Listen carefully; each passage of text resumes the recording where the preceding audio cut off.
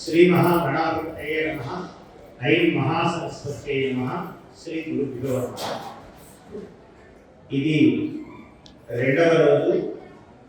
భవానీ శివ దుర్గా సమేత శ్రీ రామలింగేశ్వర స్వామి పాదారవింద సన్నిధిలో మనం శివ మహాత్మ్యము, శివ పురాణము ఈ సన్నివేశాన్ని మనం చెప్పుకుంటూ ఉన్నాము. బ్రహ్మాండ వ్యాప్త దేహాః భసిత హిమ రుచా భాసమానా భుజంగైః కంఠే కాలాః కపర్దాః కలిత శశికళాః చండకోదండహస్తాః త్రియక్షాః రుద్రాక్షమాలాః సులలిత వపుషః శాంభవామూర్తిభేదాః రుద్రాః శ్రీరుద్రసూక్త ప్రకటిత విభవాః న ప్రయచ్చन्तు సౌఖ్యం. ఈ బ్రహ్మాండ మండలంలో అంతా కూడా రుద్రుని యొక్క శరీరములు వ్యాపించి ఉన్నాయి. కోటాను కోట్లుగా రుద్రుని యొక్క శరీరములు, శివుని యొక్క శరీరములు వ్యాపించి ఉన్నాయి. ఆ శరీరములు ఎలా ఉన్నాయి అంటే అద్భుతంగా చెప్తూ ఉన్నాడు. బ్రహ్మాండ వ్యాప్త దేహాః భసిత హిమ రుచ భాసమానాః భుజంగైః. భసిత హిమ రుచ, భసితం అంటే భస్మం, విభూతి. హిమ అంటే మంచు. భస్మము వలె, మంచు వలె తెల్లని కాంతితో ఆయన శరీరములకి వ్యాపించి ఉన్నాయి. భసిత హిమ రుచాః, హిమ రుచా భాసమానా భుజంగైః. భసిత హిమ కాంతి చేత ప్రకాశిస్తున్నటువంటి శరీరములు. భుజంగైః భాసమానాః, సర్పముల చేత భాసమానములవుతూ ఉన్నాయి. శివుడు సర్పాభరణ భూషితుడు, అందువల్ల సర్పములే ఆభరణములుగా ఈ శరీరములన్నీ ప్రకాశిస్తూ ఉన్నాయి. కంఠే కాలాః, ఆ ప్రతి ఒక్క శరీరములో శివుడి శరీరము ఎలా ఉన్నదో అలా కంఠములో కంఠకాలః అన్నారు. కంఠే కాలః, నీలకంఠుడై ప్రతి శరీరము నీలకంఠమే ఉంది. ఇక్కడ మొత్తం తెల్లగా ఉన్నాయి, ఇక్కడ మాత్రం కొంచెం నల్లగా ఉంది. కంఠే కాలాః కపర్దాః, జటాజూటములు చుట్టుకొని ఉన్నది ప్రతి శరీరము కూడా. కలిత శశికళాః, ప్రతి శిరస్సు మీద చంద్రకళ ఉంది. చండ కోదండ హస్తాః, భయమును కొలిపేటువంటి కోదండమును, గాంధీవమును కలిగి ఉంది. ఈ ప్రపంచంలో ఆది భిల్లుడు మొట్టమొదటి మానవ రూపంలో కనిపించిన వాడు శివుడే. తర్వాత ఆయన కోదండము త్రేతాయుగంలో రామచంద్రుడికి వచ్చింది. అందువల్ల కోదండధారి శివ అంటే మొట్టమొదటి వాడు శివుడే. ఆయన ఆది మానవుడు, వేద మానవుడు, అనాది మానవుడు, అనాది దేవుడు. అందువల్ల కంఠే కాలాః కపర్దాః కలిత శశికళాః చండ కోదండ హస్తాః త్రియక్షాః, మూడు కన్నులు ఉన్నాయి. త్రియక్షాః రుద్రాక్షమాలాః, రుద్రాక్షమాలలతో కలిగినటువంటి శరీరం. ఇంకొక అద్భుతమైన మాట ఏమంటున్నాడంటే, ఇంత మనుష్యులుగా ఉంచి ఇలా ఉన్నాడు కదా అంటే ఏమైనా భయంకరంగా ఉన్నాడా? సులలిత వపుషః, పరమ సుందరుడట ఆయన. ప్రతి శరీరము కూడా చాలా సుందరంగా ఉన్నది. కలిత శశి, ఆయన కోదండ యక్షాః రుద్రాక్షమాలాః సులలిత వపుషః, పరమ కోమలమైనటువంటి సౌందర్య భాసురమైనటువంటి శరీరములు ఇవన్నీ కూడా. సులలిత వపుషః శాంభవాః మూర్తిభేదాః, ఇవన్నీ ఎవరి శరీరములయ్యా? శివుని యొక్క శరీరం. మూర్తిభేదాః, ఒక మూర్తి కన్నా ఇంకొక మూర్తి ఈషద్ భేదం.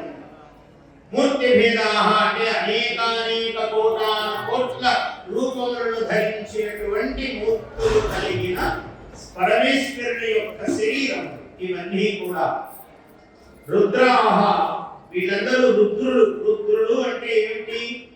ఋతం, రుదం, దుఃఖం, త్రాగి, దుఃఖము నుంచి రక్షించేటువంటివి ఈ శరీరములన్నీ కూడా. అందువల్ల రుద్రం, రుదం, రాతి, నాతి, అపనుగతి ఇత్యర్థః. దానిని పోగొట్టేటువంటి శరీరములు ఇవన్నీ. ఇవి ఎలా తెలుస్తాయి మానవులకు, సామాన్యులకు? ఈ జ్ఞానం ఎలా కలుగుతుంది అంటే శ్రీ రుద్ర సూక్త ప్రకటిత విభవాః.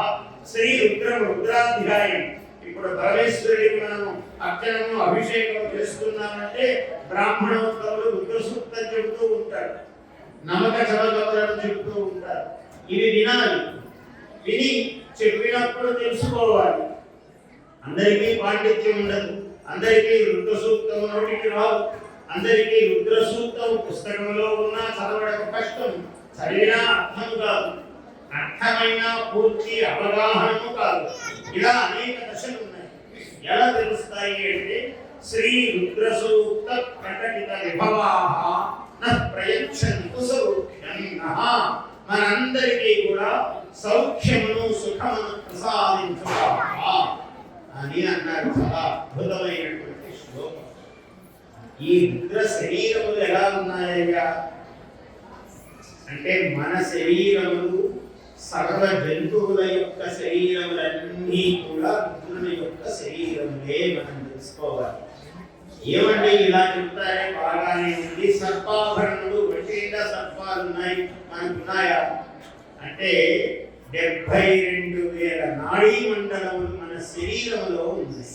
ఇవన్నీ సర్పముల వలె అన్ని అనేక విధములుగా పరివేష్టితములై మనకి పాద అంగుళి, పాదము కొసలో ఉన్నటువంటి వేలు మొదలుకొని ఈ శిరకేశ పర్యంతము ఈ నాడీ నరాలన్నీ కూడా కలితమై ఉన్నాయి. 3 కళ్ళు ఉండాలి కదండి. అంటే మనకు కూడా జ్ఞాననేత్రం ఉంది. ఏదైనా గుర్తురాలంటే వెంటనే పట్టుకుంటారు. చూసారా, ఏదైనా గుర్తురాలంటే ఇట్లా పట్టుకోరు, మొత్తం పట్టుకోరు, నాలుగు పట్టుకోరు, ఇక్కడే పట్టుకుంటారు. అంటే ఇక్కడ ఉన్నది జ్ఞాననేత్రం. జ్ఞానము అనేది ఇక్కడ ఉన్నది. దీనికే బొట్టు పెట్టడం చెప్పారు. ఒరే జ్ఞాననేత్రము, ఇది ఇలాగ కదలిక ఎప్పుడు స్పర్శ వల్ల నీకు 3వ కన్ను జ్ఞాననేత్రం తెలుసుకుంటుంది. అంటే సాక్షాత్తు సూర్యులాగా ఇక్కడ కన్ను కనబడకపోవచ్చు, కానీ ఇలా రోజు దీన్ని స్పృశించడం ద్వారా నీకు ఒక అసాధారణమైన మామూలు కళ్ళకు కనిపించే విషయాలు కాక కనిపించని విషయాలు కూడా గోచరిస్తాయి. అది 3వ కన్ను. అంటే జ్ఞాన నేత్రము, జ్ఞానమే ప్రధానంగా కలిగినటువంటి నేత్రం. అందువల్ల జ్ఞానము ఉద్బుద్ధమవుతూ ఉంటుంది. ఇలా కుంకుమ పెట్టుకున్నప్పుడు ఆడవాళ్ళకి ఇలా పెట్టుకోవాలి అన్నారంటే ఇలా పెట్టుకుంటే ఆయుష్యం అన్నారు, ఇలా పెట్టుకోవాలి అన్నారు. మీరు ఎక్కడైనా శిల్పాల్లో చూడండి, అనేక దేవాలయాల్లో ఇలా ఒక స్త్రీమూర్తి ఇలా బొట్టు పెట్టుకుంటూ ఉంటుంది అందంగా. అది చాలా నాడి. మీకు అసలు ఇలా అంటే ఒక భంగిమ ఉంది, దీంట్లో ఒక సుందరమైన భంగిమ. బొట్టు పెట్టుకుంటే ఒక సౌందర్యం ఉంది. విభూతి ధారణ అత్యంత ముఖ్యం. నిన్నంతా విభూతి మహిమే చెప్పాను. అందువల్ల విభూతి ప్రతి నిలుటన ఉండాలి. విభూతి భూతి ఐశ్వర్యం శివేన విష్ణునా లక్ష్మ్యా గౌర్యా సహా అన్నాడు. అంటే మహావిష్ణువు కూడా విభూతి దాలుస్తాడని. ఇంకా వేరే వాళ్ళ ప్రశ్న లేదు. విభూతి పెట్టుకున్న వాళ్ళు కూడా జనంతో ఒక్కసారి నామలాగా ఇలా అనుకుంటారు. అంటే ఇక్కడ భేదము లేదు, నామభేదము లేదు. ఇలా పెట్టుకోవడమా ఇలా పెట్టుకోవడమా అన్న భేదం లేదు. రెండు ఇద్దరికీ ఉన్నాయి. భస్మం సహజం. అంటే దేవిని విభూతి సహజంగా నీకు లభిస్తుంది. మట్టి పెట్టుకోవడం సర్వశ్రేష్టమైన మట్టి సహజమైనది. దీనికి రంగు అవి ఏవి కలపక్కర్లా ఇలా తీసుకుని ఇలా పెట్టుకోవాలి. గంగా నదిలో స్నానం చేశాం, గోదావరి నదిలో స్నానం చేశాం, మనం దగ్గర ఏదైనా ఉంటే అక్కడ స్నానం చేశాం. అది ఎందులో స్నానం చేసినా ఇలా అంటే ఇలా పెట్టుకోవాలి. ఇలా పెట్టి ఈ ముక్కలతో మళ్ళీ ఇలా అనుకోవాలి. ఇట్లా ఈ మూడవ కన్ను మనకు కూడా ఉంది. అందువల్ల ఏమంటున్నాడు మొట్టమొదటి నుంచి చూద్దాము. బ్రహ్మాండ వ్యాప్త దేహాః. మనకు ఈ దేహము పొందే ముందు ఎన్నో దేహాలు ఉంటాయి. మనం సామాన్యులంగా ఎన్నో జన్మలెత్తిస్తాం. కాబట్టి ఈ పరమేశ్వరుని యొక్క శరీరాలే బ్రహ్మాండ వ్యాప్త దేహమే ప్రతివాడిది కూడా.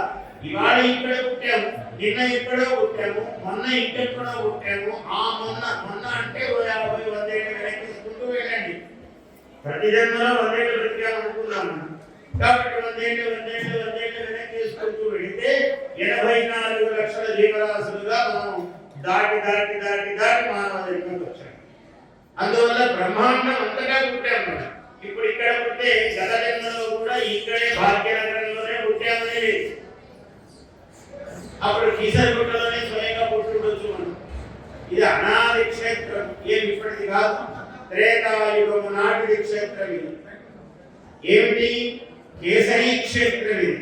అది కాలక్రమేణా కేసరి కీసర అని అక్షరాలు మారుస్తుంటాం కదా మనం. మనకు తెలియకుండానే మారుతూ ఉంటాయి అక్షరాలు. అటువంటి ఆ క్షేత్రం అన్నమాట కేసరి క్షేత్రం. ఏమిటి కేసరి క్షేత్రం? ఐతిహ్యం ఇక్కడ కథ చెబుతారు. కథ అంటే దంతములు ఒకరికొకరు ఇలా చెబుతూ అనుస్యూతముగా వచ్చినటువంటి ఒక వాస్తవ కథా ఆధారం. ఎందుకంటే ఆనాడు చూసిన వాళ్ళు ఈనాటికి లేరు కదా. మరి కాలక్రమంలో ఎవరో పెద్దలు రాసి పెట్టారు. ఆ అనుభవం జరిగిన నాడు ఎప్పుడు? త్రేతాయుగంలో జరిగింది. రాముల వారు పట్టాభిషిక్తులయ్యాడు. ఇక్కడ ఈ దండకారణ్య ప్రాంతం అంతా తిరిగినప్పుడు ఆయన అనేక విధములుగా శివానుగ్రహమును పొందాడు. శివానుగ్రహమును పొంది ఆ శివునికి ఏదైనా మేలు చేసిన వాడికి మళ్ళీ ప్రతి చేయాలి కదా. కృతేశ ప్రతికర్తవ్యం ఏష ధర్మ సనాతనః అన్నాడు వాల్మీకి. అది ఒక పర్వతము నోటి ద్వారా చెప్పించాడు ఆయన. మైనాక పర్వతము ద్వారా చెప్పించాడు. త్రికూటం అచలం, ఆ త్రికూటాచలం ద్వారా చెప్పించాడు. సముద్రం దాడుతూ ఉంటే హనుమంతుడు ఒక బంగారు శిఖరములతో ఒక పర్వతం సముద్రంలో నుంచి బయటకు వచ్చింది. వచ్చి, అయ్యా మహానుభావ, 100 యోజనాల విస్తీర్ణమైన సముద్రంలో దాటావు, చాలా అలసిపోతావు స్వామి. ఒక్క 10 నిమిషాలు నా మీద ఈ పర్వతం మీద విశ్రాంతి తీసుకో. ఇక్కడ పుట్ట తేనెలు ఉన్నాయి. సహజమైన పరిమళములైనటువంటి పుష్పముల ద్వారా లభించినటువంటి ఈ తేనెను ఒక్కసారి నువ్వు ఆస్వాదించి కొంచెం తేనె త్రాగి వెళ్ళు. మళ్ళీ ఇంత బలం వస్తుంది. ఇంకో 100 కూడా దాటగలుగుతావు.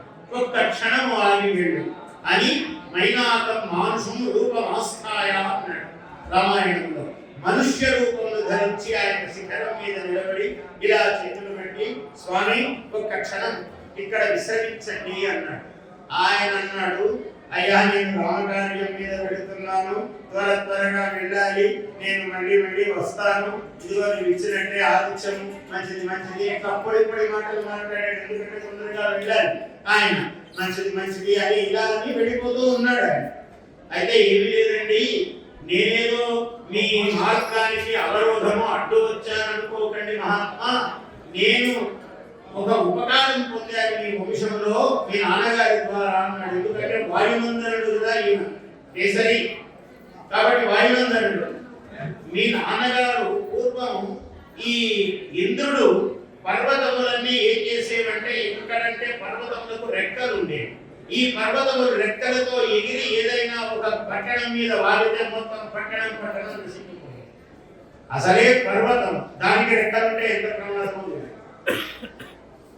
అలా దేవేంద్రుడు లోకక్షేమార్థం పర్వతాలకు వజ్రాయుధంతో రెక్కలు తెగగొట్టి, ఇలా తెగబడుతూ ఉన్నప్పుడు ఈ మైనాకుడనే వాడికి కూడా రెక్కలు ఉన్నాయి. త్రికూట పర్వతం ఈ రెక్కలుంటే వాయుదేవుడు ఇలా గట్టిగా వీచి నన్ను ఇట్లా సముద్రంలోకి పడేశాడు. లోపలికి వచ్చినప్పుడు మరి ఆయన దేవేంద్రుడికి నేను కనపడలేదు, అందలేదు కాబట్టి వదిలేశాడు. ఇప్పటికి కూడా నాకు లెక్కలు ఉన్నాయంటే మీ నాన్నగారు పెట్టినటువంటి భిక్ష, ప్రాణభిక్ష. అందువల్ల కృతేశ ప్రతికర్తవ్యం, మీ నాన్నగారి ద్వారా ఉంటాను పొందాను కాబట్టి నీకు ఈ కాస్త చిన్న సేవ చేస్తే నేను ధన్యుడను అవుతాను అన్నాడు. అలాగే రామచంద్రుడి జీవితమే కృతజ్ఞ, ధర్మజ్ఞ, అనేకమైనటువంటి నామధేయాలు ఉన్నాయి రాముడు. మరి ఇంత అనుగ్రహము, శివానుగ్రహము పొందిన వాడు మళ్ళీ ఇక్కడికి వచ్చాడు. వచ్చి ఈ ప్రాంతంలో ఒక రుద్రుడిని ప్రతిష్ఠ చేస్తే బాగుంటుంది, ఒక శివలింగం ప్రతిష్ఠ చేస్తే బాగుంటుంది అని అనుకున్నాడు. అనుకుని మరి శివలింగం కావాలంటే ఎక్కడ తేవాలి? వెంటనే హనుమంతుడికే కదా చెప్తాడు, నాయన హనుమ, నువ్వు వెళ్ళి ఏ కాశీ క్షేత్రంలో వెళ్ళి మంచి ఒక శివలింగం తీసుకురా. సరే మనవాడు వెళ్ళాడు. ఎక్కడ చూసిన లింగాలే కనపడుతున్నాయి. ఈయనకు సందేహం వచ్చింది, రామచంద్రుడికి ఇది నచ్చుతుందా, ఇది నచ్చుతుందా, ఇది నచ్చుతుందా, ఇది నచ్చుతుందా, రాముడికి ప్రియమైనది ఏదవుతుందని ఇలా చూశాడు. మొత్తము ఒకదానికన్నా ఒకటి శోభాయమానంగా సుసుందరంగా కనపడుతూ ఉన్నది. ఇలా కాదని మొత్తం లింగాలన్నింటినీ ఆయన ఇట్లా పట్టుకున్నాడు. ఆయన పర్వతాలు తెచ్చిన వాడు, అందుకని ఈ లింగాలు పట్టుకోవడం పెద్ద కష్టం కాదు. ఆయన అలా పట్టుకున్నాడు. పట్టుకుని ఆయన ఇవన్నీ చూసి ఇట్లా నిర్ణయం చేసుకుని వచ్చే లోపల ఏదో ఒక ప్రతిష్టా ముహూర్తం పెట్టాడు రాముల గారు. ఆ లోపల రాలేదు. రాకపోతే ఆలస్యం అవుతున్నది, ముహూర్తం దాటిపోతున్నది. మహాత్ములు ఎప్పుడు కూడా ముహూర్తములు దాటని సుముహూర్తే సావధాన సులగ్నే సావధాన. ఈరోజు పెళ్లిళ్ళలో మనందరం ముహూర్తాలు పెట్టుకుంటాం, ఒక్కరు కూడా ముహూర్తం సాగిస్తాం. ఆ ముహూర్తానికి కెమెరా వాడు వాడికి వీళ్ళు పోదులిస్తూనే కాలం గడుపుతుంటారు. కానీ పాపం పురోహితుడు అయ్యా ముహూర్తం దాటిపోతుందని మహానుభావుడు చెప్తూ ఉన్నా మనం పెడిచెవిని పెడతాం. ఎందుకంటే ఆయనకు తక్కువ ప్రాధాన్యం ఇస్తాం. అందుకే వివాహాలలో ఫలాలు మనం అనేక విధములుగా పొందకూడని ఫలాలతో ఇబ్బందులు పడుతున్నాం. ముహూర్తాన్ని గౌరవిస్తే ఇబ్బందులు రావు. ఆ బ్రాహ్మణుడు ముహూర్తం పెట్టాడండి, అయితే ఏమైందండి అంటే బ్రాహ్మణుడు అనవద్దు, నువ్వు ముహూర్తం పాటించినావా? నువ్వు ముహూర్తాన్ని పాటించి గౌరవించినది లేదు కదా, లోకం నీలోనే ఉంది. అందువల్ల బ్రాహ్మణుడు అనేక విధములుగా చూసి శుభగ్రహాలు ఎక్కడ ఉన్నాయి, ఏది నుంచి ముహూర్తం చూసి పెట్టాడు. అలాగే రామచంద్రుడు ముహూర్తం పెట్టాడు మహానుభావుడు. ఆ ముహూర్తం దాటిపోతుంది కాబట్టి ఆయన శివుని స్మరించాడు, స్వామి నీవే అనుగ్రహించన్నాడు. రాముడు కోరితే శివుడు రాడా, ఆయనే ప్రత్యక్షంగా వచ్చాడు. ప్రత్యక్షమై లింగ రూపంలో వచ్చాడు. చేసుకొని ఆయన హాయిగా ప్రతిష్ఠ అన్నాడు. వెంటనే ప్రతిష్ఠ చేశాడు. చేసిన తర్వాత వచ్చాడు స్వామి. 1000 లింగాలు, 1000, 1500, 2000 ఆయనకి ఇలా పడితే అసంఖ్యాకమైన లింగాలు తీసుకొచ్చాడు. నీకేది నచ్చుతుందో అని ఇది తెచ్చాను స్వామి అన్నాడు. ఆయన సరే నీకు తెచ్చావు, నీవేమి మనస్సులో సరే ఒక్కసారి ఆయన వాయువందరుడుగా ఇలా అనేటప్పటికి మొత్తం లింగాలన్నీ విసురుకుపడ్డాయి. మీ కొండ చూడండి, చుట్టుపక్కల చూడండి, ఎక్కడ చూసినా లింగాలే ఉంటాయి. అది ఈ ప్రాంతం యొక్క గొప్పతనం. ఈ కేసరి అదే కీసర గుట్ట అంటే మొత్తం గుట్టంతా లింగం, చుట్టూ చూస్తే లింగాలు, అన్ని లింగాయమానమైన శరీరం కలిగిన ప్రాంతమైనంతా కూడా ఎక్కడ చూసినా లింగంలే. అటువంటి అనుగ్రహం ప్రసాదించి నీ పేరుతోనే ఇది కేసరి క్షేత్రముగా నిలుస్తుంది నాయన అని రాముడు వరమిచ్చాడు. ఈ క్షేత్రం యొక్క గొప్పతనం ఏమిటి? కీసరగుట్టను జన్మలో ఒక్కసారైనా దర్శించాలి. 100 సార్లు దర్శించిన వాడు జన్మ సాఫల్య తాను ఎప్పుడై 1000 సార్లు చూశాడు అనుకోండి, వాడు సాక్షాత్తు శివుడే, హనుమంతుడే, ఇంకా అనుమానం. అలా 100 సార్లు చూస్తే వాడు చాలా గొప్పవాడు. ఎందుకు గొప్పవాడు? ఇక్కడ కేసరి అంటే హనుమంతుని యొక్క అనుగ్రహం. హనుమంతుడి అనుగ్రహం ఎప్పుడుందో రామానుగ్రహం, రామానుగ్రహం ఎప్పుడుందో శివానుగ్రహం. సాక్షాత్తు శివుడే ఇక్కడ. కాబట్టి శివుడు, రాముడు, హనుమంతుడు, గణపతి మూలదైవతం ఇక్కడ. ఈ అందరి అనుగ్రహము ఏకకాలంలో కలిగే క్షేత్రము ఈ కీసర గుట్ట. నీకు హనుమంతుడి గణపతి అనుగ్రహం, హనుమంతుని అనుగ్రహం, రామానుగ్రహం, శివానుగ్రహం, అమ్మవారు ఉన్నదే ఉన్నది భవానీదేవి శక్తి అనుగ్రహం. ఈ 5 మంది దేవతల అనుగ్రహం ఏకకాలంలో కలగాలి అంటే నువ్వు కీసర గుట్ట దర్శనం చేయాలి. ఇదే పరమ పవిత్రము సర్వోన్నతమైనటువంటి స్థితి.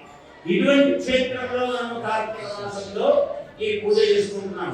విశేషంగా కార్తీక మార్గశిర మాసాల్లో ఈ క్షేత్రం సందర్శిస్తే అధికాధిక ఫలం. ఉత్తరాయణం అయితే చైత్రంలో చేయాలి. ఈ కార్తీక మార్గశిరములు చాలా విశేషం, ఈ శరద్ ఋతువు చాలా విశేషమైనది. ఇటువంటి క్షేత్రంలో మనము ఉన్నాం. ఏమిటి? బ్రహ్మాండ వ్యాప్త దేహం. ఈ లింగములు అందుకే ఇంతగా వ్యాపించాయి. బ్రహ్మాండ వ్యాప్త దేహా భసిత హిమరుచ భాసమాన భుజంగై. తెల్లగా ఉండడం అంటే స్వచ్ఛమైన గుణములకు సంకేతం. కంఠే కాలాహ కమర్కాహ ప్రతివాడికి గరడం. ఇది గడం, ఒక రానే తేడా. గడము గరడము రకాలు ఒక్కటే భేదం ఉన్నది. కాబట్టి ప్రతిదానిలో నువ్వు తినే ఆహారం శుద్ధం కావాలి. ఏ మాత్రం భేదం వచ్చిందంటే అది గరడము లేకుంటే గడము. అదే శివానుగ్రహం. కాబట్టి ప్రతి వాడికి ప్రతి ప్రాణికి ఉంది, మనమే కాదు. పశుపక్షాదులన్నీ కూడా మింగుగా ఇలా నీలకంఠ అన్నాడు. కంఠే కాలా. మీరు చూడండి, నెమలికి చూడండి, దాని పేరు కూడా నీలకంఠమే. శివుడికి నీలకంఠం అనే పేరు ఎలా ఉన్నదో నెమలికి కూడా నీలకంఠం. ఆ నెమలి గొంతు చూడండి, ఎప్పుడు కూడా ఇలా పొడవుగా ఉంటుంది మెడ. అది ఇలా మింగుతున్నప్పుడు ఇలా మనకు ఇది కనపడినట్టుగా దానికి కూడా కనపడుతుంది. నీలకంఠము కాదు. కబర్దాహ ప్రతి వాళ్ళకు ఎట్టులు ఉన్నాయి మనకు. వీటిని చాలా జాగ్రత్తగా సంరక్షించుకుంటూ ఉంటాను. కలిత శశికళాహ. శశికళ ఉన్నది అంటే ఈ అమృతం.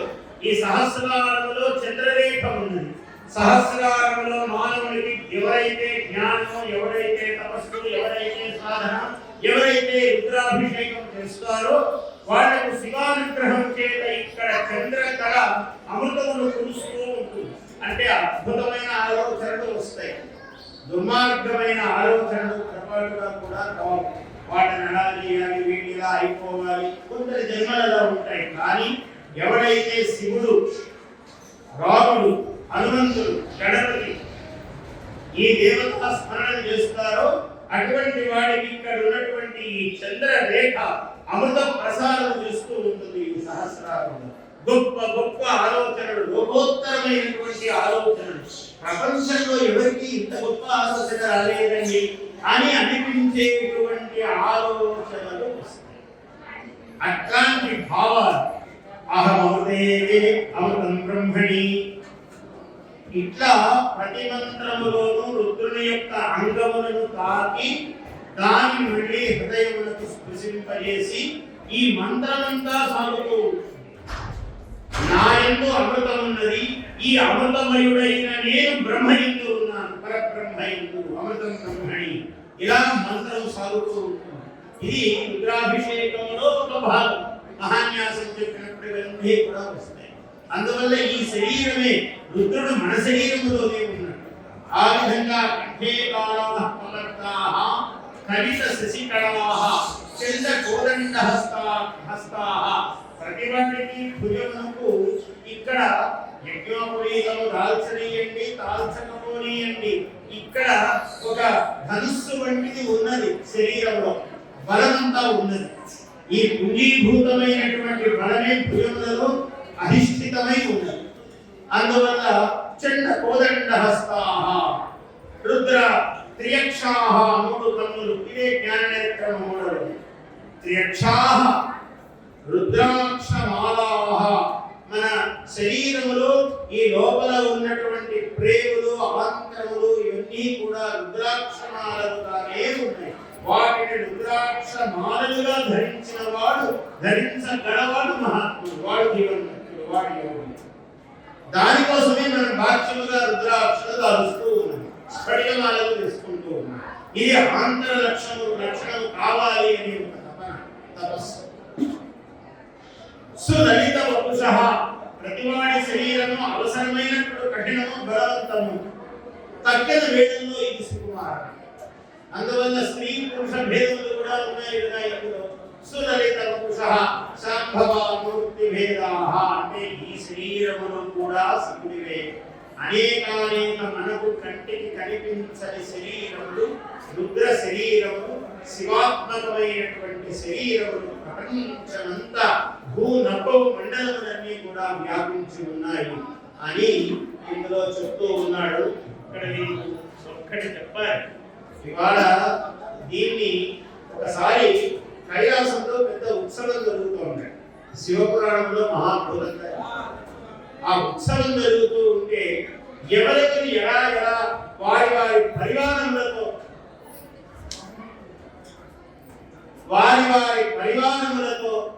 ఎలా అక్కడికి వచ్చి కూర్చున్నారు, అందరూ ఎలా నిలబడ్డారు. శివగణములు, ఆ శివగణముల పేర్లు వింటేనే జగం అంటాడు.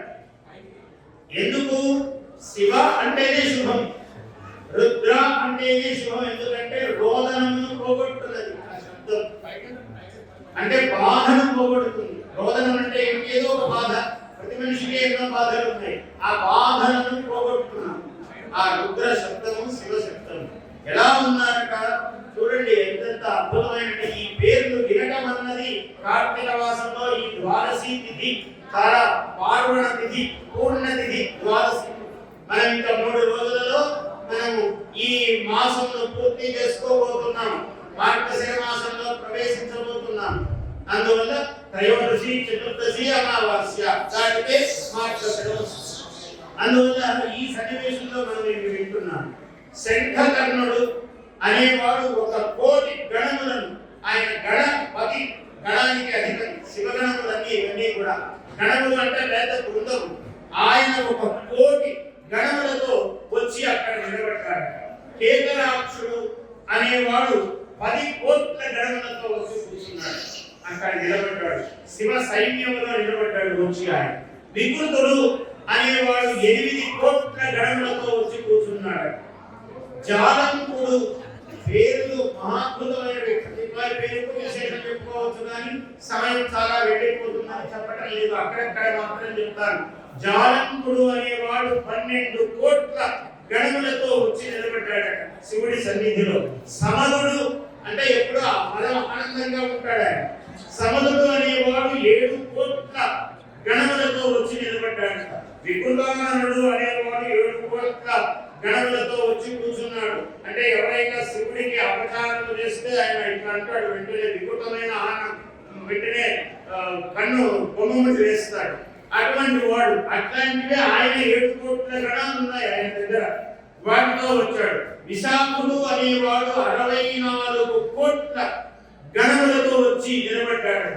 పార్యాత్రుడు 9,000,000 గణములతో వచ్చి కూర్చున్నాడట.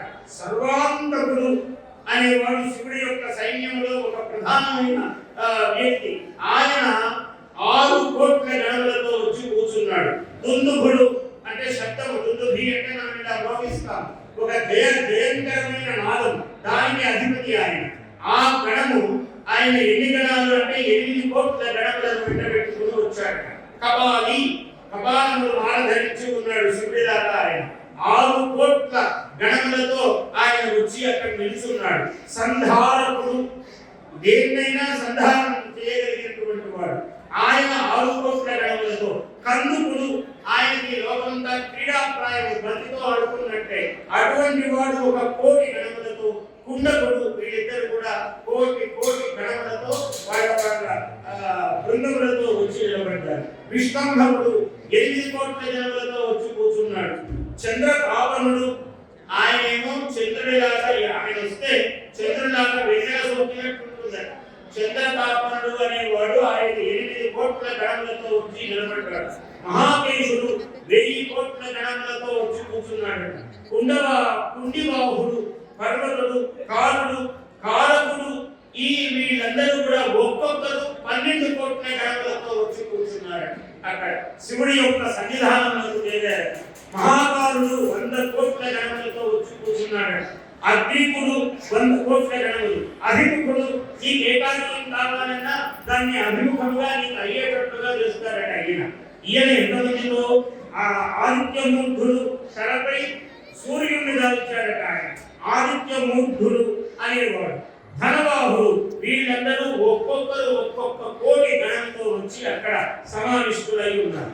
అలాగే సన్నాహకుడు అనే ఆయన, కుముదుడు అనే ఆయన 100 కోట్ల గణములతో వచ్చి నిలబడ్డారట. అమోఘుడు అంటే ఈయనను ఈ రూపాన్ని కనుక ప్రార్థిస్తే మనకు ఏ పదాన్ని ఏ పని అయినా సఫలమై. మోఘము అంటే నిష్ఫలం, అమోఘుడు అంటే నిష్ఫలము కానిది, ఏదైనా సఫలమే అవుతుంది. ఈయన కోకిలుడు, సుమిత్రకుడు, వీళ్ళందరూ ఒక్కొక్క కోటి గణములతో వచ్చి కూర్చున్నారు. కాకపాదుడు 60 కోట్ల గణములతో వచ్చి ఉన్నాడు. సంతానకుడు, మహాబలుడు, మధుపింగుడు, పింగళుడు ఒక్కొక్కరు 9 కోట్ల గణములతో వచ్చి అక్కడ సమావేశులై ఉన్నారు స్వామివారి సన్నిధిలో. నీరుడు 90 కోట్ల గణములతో వచ్చి కూర్చున్నాడు. ఆయన నీరుడు అన్న మహానుభావుడు. పూర్ణభద్రుడు అన్ని విధాలు నీకు శోభ చేస్తాడు. ఆయన 90 కోట్ల గణములతో వచ్చి కూర్చున్నాడు. అంటే ఒక రుద్రుణ్ణి, ఒక శంభుణ్ణి మనము పూజించడం అన్నది ఎన్ని కోట్ల దేవతలను మనం సేవించడం సూచిస్తున్నాడు. పూర్ణభద్రుడు 90 కోట్లు, చతుర్భక్తుడు 4 ముఖాలు కలిగిన వాడు, అన్ని విభూతి అంత శివముఖాలే 4. ఆయన 7 కోట్ల గణములతో వచ్చి కూర్చున్నాడు. ఇలా పార్వతీదేవితో, గణపతితో, కుమారస్వామితో, వీళ్ళందరి పరివారములతో శివుడు కైలాసంలో వెలిసి ఉంటే కాష్టరూఢుడు, సుకేశుడు, వృషభుడు వీళ్ళందరూ ఒక్కొక్కరు 64 కోట్ల గణములతో వచ్చి కూర్చున్నారు అక్కడ. దీప్తాంత దైత్యాంతకుడు, భృంగి, రిటి, అశని, భానుకుడు, నందీశ్వరుడు ఒక్కొక్కరు, ఒక నందీశ్వరుడు 100 కోట్ల గణములతో వచ్చి కూర్చున్నాడట ఆయన. ఇటువంటి మహాత్ములందరూ మొత్తం లెక్క వేస్తే ఏమిటయ్యా అని అంటే 60 కోట్ల కోట్లు. అప్పుడు లెక్కే 60 కోట్లు అక్కడంతా శివగణములు వచ్చి కైలాసంలో సన్నివేశము అయినారట. మనం ఇవాళ ఇంత విశేషము ఈ కీసరగుట్టలో మనం చెప్పుకుంటున్నామంటే ఇదే ఒక అద్భుతమైనటువంటి కైలాస స్థానం. ఇటువంటి కైలాస స్థానంలో సాక్షాత్తు రామచంద్రుల వారు ఆయన లింగ ప్రతిష్ఠ చేయాలనుకుంటే శివుడే ప్రత్యక్షమయ్యి నేనే లింగం అవుతున్నాను నాయన, నీవు ప్రతిష్ఠించుకో అని రామునికి వరమిచ్చినటువంటి క్షేత్రం. అంటే ఇటువంటి క్షేత్రము అసాధారణమైనది, ఎక్కడ దొరుకుతుంది ఇటువంటి కీసరగుట్ట వంటి క్షేత్రం. అందువల్ల ఈ కేసరి గుట్ట మహాద్భుతమైనది. మనం ఈ అనుగ్రహాన్ని పొందాలి. ఈ 60 దేనికి సంకేతమయ్యా? 60 కోట్లు అన్నాడు. ఎందుకు ఈ 60 ఏమిటి సంకేతము? మహాశివుడే కాలకాలుడు అంటే 60 సంవత్సరాలు ప్రభవ విభవ అని మనం మొదలు పెడితే అక్షయ 60 సంవత్సరాలు అయ్యాయి. ఈ 60 సంవత్సరాలు ఒక 60 యుగాల తరబడి 60 కలుస్తూనే ఉన్నాయి మనకు. కాబట్టి కోట్ల సంవత్సరాలు కాలేదా? ఇలా చాలా కాలం అనంతమైనది. భారతీయ ఋషులు కాలాన్ని మహాద్భుతంగా సమీక్షించారు, జ్ఞానంతో దర్శనం చేసి మనకు చెప్పారు. అందుకని ఈ 60 కోట్లు అని చెప్పడంలో రహస్యము శివుని యొక్క శరీరమే కాలం.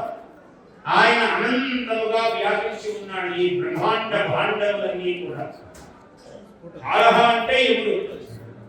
కాలకాలహ అంటే మృత్యువును జయించినటువంటి మహానుభావుడు. కాబట్టి ఆయన అనుగ్రహంతో ఈ కేసరి కీసర ఈ మహాక్షేత్రము ఎవరు దర్శనం చేసి ఎవరు స్వామిని సేవిస్తారో వాళ్లకు రోగములుండవు, ఆయుస్సు పెరుగుతుంది.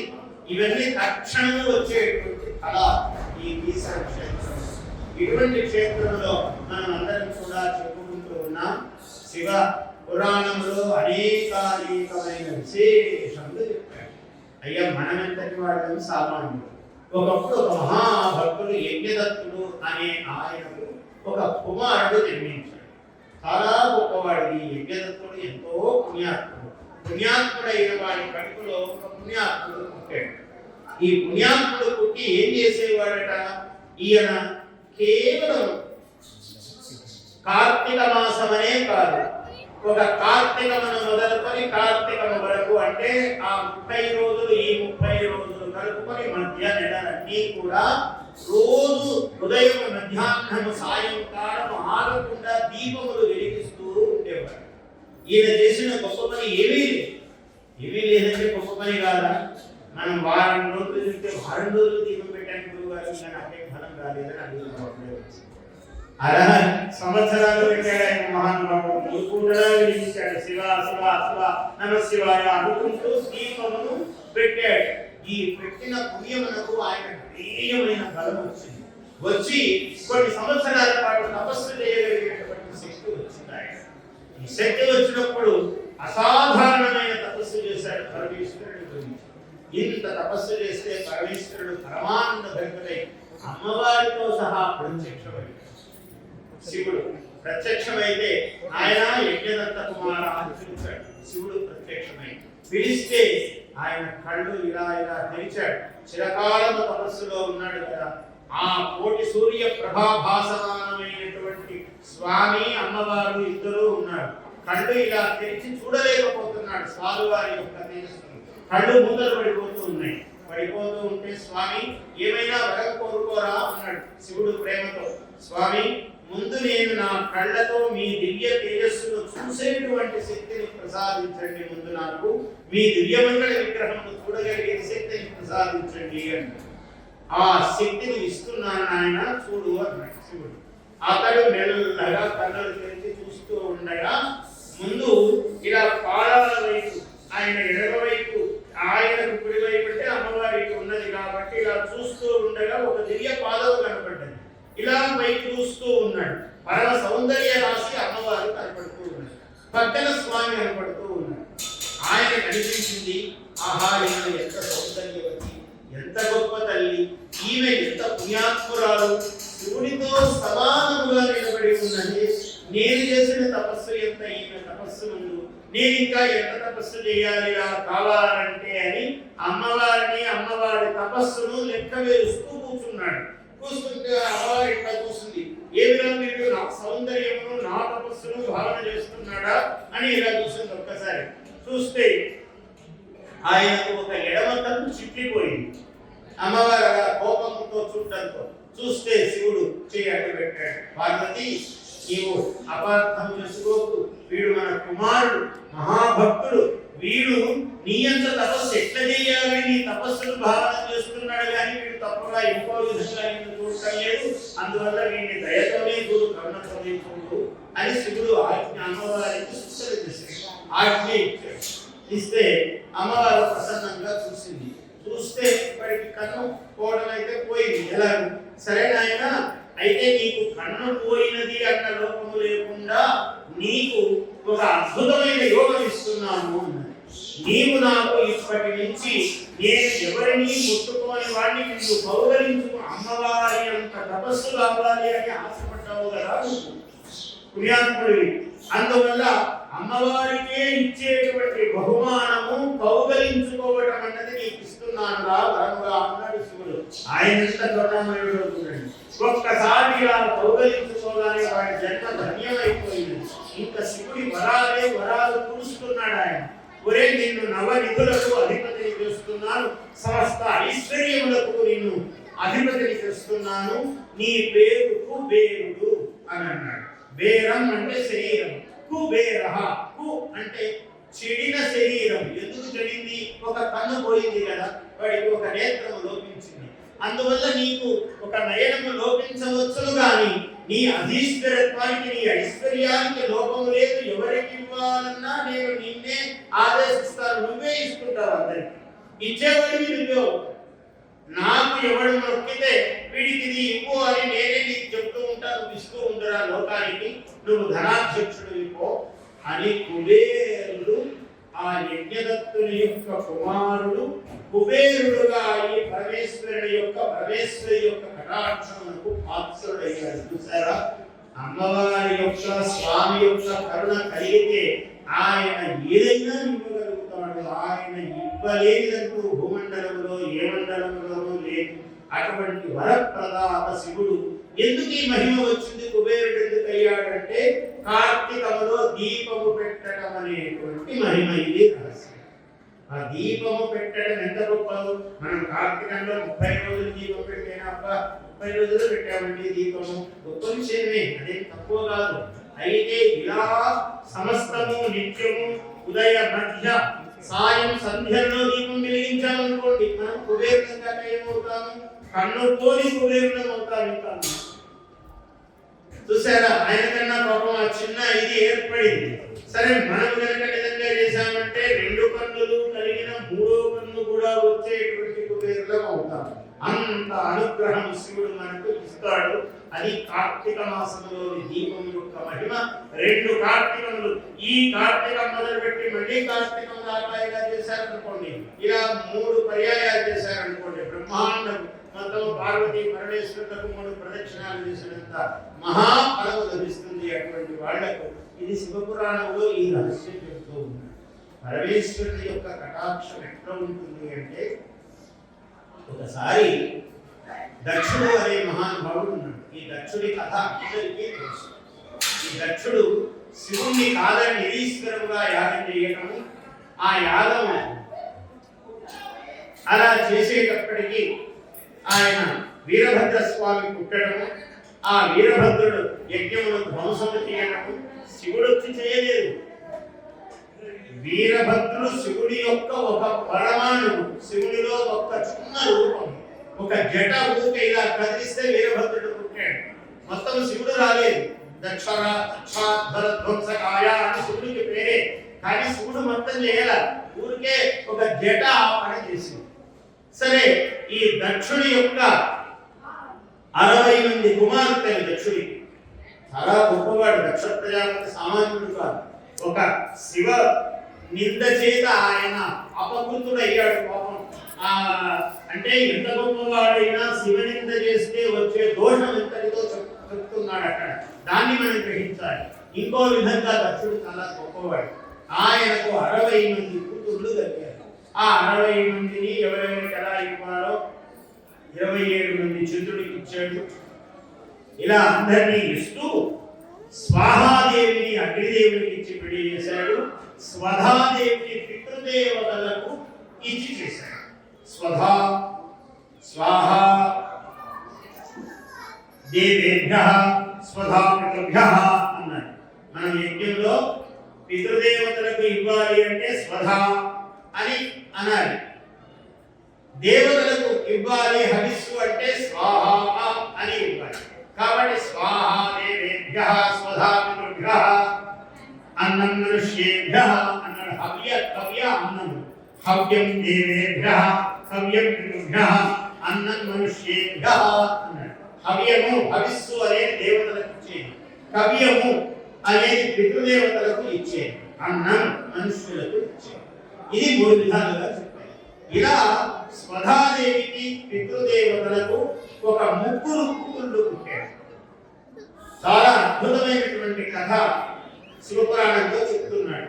3 కన్యలు పుట్టారు. ఎవరయ్యా వాళ్ళు? ఒక ఆమె మేనా, ఒక ఆమె పేరు, రెండో ఆమె పేరు ధన్య. ఎంత పేరు బాగున్నాయి.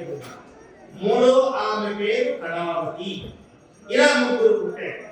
3 పుడితే చాలా గొప్పవాళ్ళు. వీళ్ళేమి సామాన్యులు కాదు, మహాతల్లులు, చాలా గొప్పవాళ్ళు. కన్యకామాలు 3 కూడా ఒకసారి శ్వేతద్వీపానికి వెళ్ళి మహావిష్ణువును దర్శనం చేయాలి అనుకున్నారు. ఈ 3 శ్వేతద్వీపంకు వెళ్ళారు. అక్కడ శ్వేతద్వీపంలో మహావిష్ణువు కూర్చున్నాడు. ఆయన శేషశయనుడై ఉన్నాడు శ్వేతద్వీపంలో. ఆ ద్వీపానికి వెళ్ళి మహావిష్ణువుకు నమస్కరించారు. మహావిష్ణువు ఎప్పుడైతే నమస్కరించారో, ఎవరైనా 10 మంది జనాలు అందరూ నమస్కారం చేయడానికి వస్తున్నారు అనుకోండి, అదే ఒక పెద్ద సభ ఏర్పడుతుంది. విష్ణు సంకల్పం చేత పెద్ద సభ ఏర్పడిపోయింది. అందరూ ఆయన గురించి నమస్కారాలు చేసేవాడు. అలా చేసి ఒక చోట ఆసనం మీద కూర్చున్నారు. ఒక మండపంలో ఆసనం మీద కూర్చున్నారు ఈ 3. ఇంతలో సనత్ కుమారుడు అనే మహానుభావుడు వచ్చాడు. ఈయన బ్రహ్మపుత్రుడు.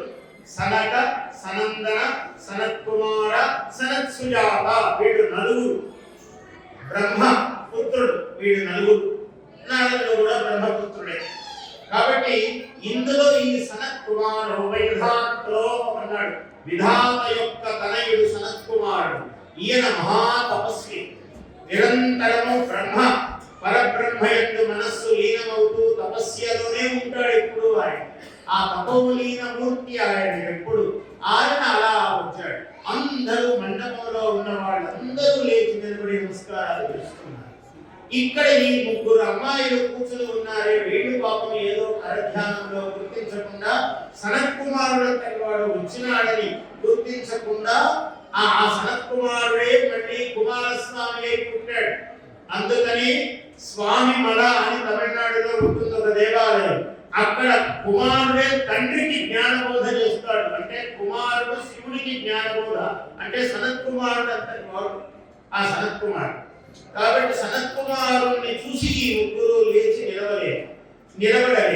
నిలబడకపోతే సనత్ కుమారుడు ఏమి పట్టించుకోడు. ఆయన బ్రహ్మమయమూర్తి అయినా ఒక్కసారి ఇలా చూశాడు, ఏమిటి లేవలేదు. ఆ చూపే శాపమైంది వాడు. మీరు ఈ మానవ లోకంలో వేరే దేహములు ధరించి పుట్టవలసింది అని ఒక శాపములాగా అయిపోయింది. అయ్యో అని అప్పుడు వాడు ఏదో శబ్దం వినపడ్డట్టయింది అని గౌరవాది సనత్ కుమారుడు చూసి కాళ్ళ మీద పడి నమస్కారం చేసి, స్వామి క్షమించండి, అపరాధం చేశాను, గమనించలేదు, ఏదో పరధ్యానంలో ఉన్నాము, క్షమించండి అని వేడుకుంటే ఆయన ఋషి కదా, క్షణంలో ప్రసన్నుడవుతాడు. దేవాదిదేవుడు ఆయన సనత్ కుమారుడు బ్రహ్మర్షి, ఆయన ఒక క్షణంలో ప్రసన్నమయ్యాడు. అమ్మా పర్వాలేదు, ఇదొక లోక కళ్యాణార్థమే మీకు ఈ శాపము లభించింది, ఇది గొప్పదే, మీకేమీ లోకము కాదు అన్నారు. ఎట్లా మాకు గొప్పదవుతుంది స్వామి అంటే మీ గర్భవాసములలో ఒక ఉత్తమోత్తమైన సంతానము కలిగే సన్నివేశం, దానివల్ల మీరు ఉత్తములు అవుతారు, మీరు ఆయా కూతుళ్ళు మీకు పుట్టడం వల్ల మీరు ధరిస్తారు అని ఆయన శాపాన్ని వివరించారు. ఏమిటా శాపం ఎలా భరించింది అంటే, హిమవంతుని యొక్క భార్య అయితే మేనాదేవి. మేనాం మునీనామపి మాదనీయాం అన్నాడు కాళిదాసు కూడా. మేనాం అంటే మునీనామపి మాననీయాం, మహర్షులకు కూడా పూజ్యురాలు ఆమె ఆ మేనాదేవి. అటువంటి మేనాదేవి హిమవంతుని భార్య అయింది. శివపురాణంలో ఇంకో రహస్యం కూడా చెప్తారు. ఆ హిమవంతుడు ఎవరయ్యా అంటే విష్ణుమయ శరీరుడు అన్నాడు హిమవంతుడు. అందుకనే శివస్య హృదయం విష్ణు, విష్ణోస్య హృదయం శివ అన్నాడు. శివుడి హృదయంలో విష్ణువు, విష్ణువు హృదయంలో శివుడు ఎలా ఉంటాడయ్యా? హిమాలయమంతా కూడా విష్ణుమయ శరీరం అయితే దాని శిఖరం కైలాసం ఏదైతే ఉందో దాని మీద పరమేశ్వరుడు కూర్చున్నాడు. అంటే విష్ణువు యొక్క హృదయంలో ఆయన ఆలోచనల్లో శివుడు మెదులుతూ ఉన్నాడు, అది తాత్పర్యం. అందువల్ల విష్ణుమయ శరీరుడు, విష్ణుమయుడు అయినటువంటి ఆ హిమాలయునికి భార్యగా అయిన మేనాదేవి. ఇక్కడ ఒక సుందరం చిన్న ఘట్టం చెప్పుకోవాలి మనం. ఒకప్పుడు 8 ఏళ్ల బాలిక పార్వతీదేవి ఈ పువ్వులు కాయలు పిల్లలు ఆడుకుంటూ ఉంటారు. మామూలుగా పువ్వులు పెట్టుకుని కాయలు పెట్టుకుని ఆటలు ఆడుకుంటూ ఉన్నారు. ఆటలు ఆడుకుంటూ ఉంటే ఈమె కూడా ఒక పద్మం చేత పుచ్చుకుని ఆడుకుంటూ వెళుతూ ఉండట. మధ్యలో ఏదో పెళ్లి అని మాట్లాడుతున్నారు. నారదుడు, తర్వాత సప్త ఋషులు అందరూ వచ్చారు. సప్త ఋషులు అందరూ వచ్చి అరుంధతీదేవితో సహా భవ విశ్వగురు అన్నారు. అయ్యా, ఒక మహానుభావుడు పరమేశ్వరుడు ఉన్నాడు, ఆయనే లోకగురువు, నీవు గనక నీ కూతురుని ఆయన ఇచ్చావంటే విశ్వగురువుకే గురువు అవుతావు. మానవైతే ఆయనని కాళ్ళకు నమస్కారం చేయాలి. ఆయన విశ్వగురువు, అంతటి వాడు నీకు నమస్కారం చేస్తున్నాడు. అందువల్ల నీవు విశ్వగురువుకే గురువు అవుతావు. ఇలా చేయి, నువ్వు వివాహం చేయి అమ్మాయినిచ్చి అని అన్నారు. మేనాదేవి హిమవంతుడు నిలబడ్డారు. ఋషులు ఈ మాట మాట్లాడుతున్నారు. పార్వతీదేవి అలా పెద్దవాళ్ళు మాట్లాడుకుంటుంటే ఆడుకుంటూ అలా వెళుతున్నారు. ఏం అద్భుతంగా చెప్పాడు కాళిదాసు అంటే ఆ ఒక్క మాట మనం చెప్పుకోవాలి. అంత రమణీయమైనటువంటి ఘట్టం ఏమిటి? ఏవం వాదిని దేవర్షౌ భూత్వా పితురధోముఖి ఈనా కమలపత్రాన్ని గణయామాస పార్వతీ అన్నాడు. అద్భుతంగా చెప్పాడు కాళిదాసు. ఏవం వాదిని దేవర్షౌ, ఆ దేవర్షి హిమవంతుడితో మేనాదేవితో ఇలా చెప్తున్నాడు. ఏంటంటే ఏవం ఇలా ఏమిటి? ఇలా స్వామికి భూ అని ఈ మాట అనగానే భూత్వా పితు దగ్గర వెంటనే తల వస్తున్నది. పెళ్లి అని 2 అక్షరాలు నిలబడగానే అధోముఖి లీలా కమల పుత్రాణి, ఆ చేతిలో పట్టుకున్నటువంటి పద్మమునకు 1 2 3 అని లెక్క పెడుతూ ఉన్నది. ఆ కమల పత్రము దళము, నిజానికి దళములు లెక్క పెట్టడం ఒక పని. కానీ సిగ్గు కలిగినప్పుడు ఆడపిల్లలు ఏం చేస్తారు? పెళ్లి అనగానే ఆ సిగ్గుతో ఆమె పత్రములను లెక్క వేయడం, కొంగు పట్టుకొని ఇలా తిప్పటము, కాళ్ళు ఇలా అనటము, ఇవన్నీ కూడా సహజమైన లక్షణములు అని కాళిదాసు అభివర్ణించాడు. అగో అలా మేనాదేవికి ఈ పార్వతీదేవి పుట్టటము వలన ఆమె వంశమంతా కూడా ధరించినది, మీరు జీవన్ముక్తులు అవుతారు, బ్రహ్మపదమును పొందుతారు అని శాపాంతమును చెప్పాడు మహానుభావుడు.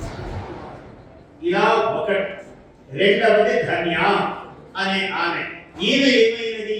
వైదేహుల ఇంట, అంటే జనక మహారాజుకు భార్య అయినది. అక్కడ మీకు సీత లక్ష్మీదేవి సాక్షాత్తు సీతగా మీ వంశంలో కూతురు కాదా? ఎందుకంటే విదేహులు అంటే వాళ్ళకి దేహభావన లేనటువంటి వాళ్ళు అందరూ కూడా. ఆ జనకుడు ఎట్లాంటి వాడు అంటే దేహభావన లేనివాడు. అందుకని వ్యాసుని శుక మహర్షి అడిగాడు, తండ్రి నాకు బ్రహ్మ విద్యను ఉపదేశం చేయి. లోకానికి ఇంత వాగ్మయము ప్రసాదించిన వ్యాసుడు చెప్పదలిచితే ఆయన చెప్పడం పెద్ద కష్టమా?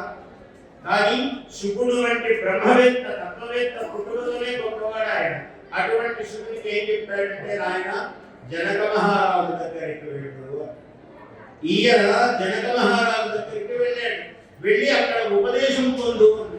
ఆయన రాజ్యం ఉన్న చక్రవర్తి ఎట్లా జ్ఞాని అవుతాడు? కానీ చక్రవర్తి జ్ఞాని అయితేనే గొప్పది. ఎక్కడ ముఖముసుకుని ఉన్న ముని జ్ఞాని అయితే గొప్ప కాదు. చక్రవర్తి అంటే ఇంత సామ్రాజ్యమును వహిస్తూ బ్రహ్మ విద్యను వీడకుండా ఉన్నవాడు చక్రవర్తి. అంటే దేహభావన లేనటువంటి వాళ్ళు విదేహరాజుల వాళ్ళందరూ కూడా. అందుకని జనకుడు అంత గొప్పవాడయ్యాడు. ఆయన శుకుడికి బోధ చేయగలిగాడు.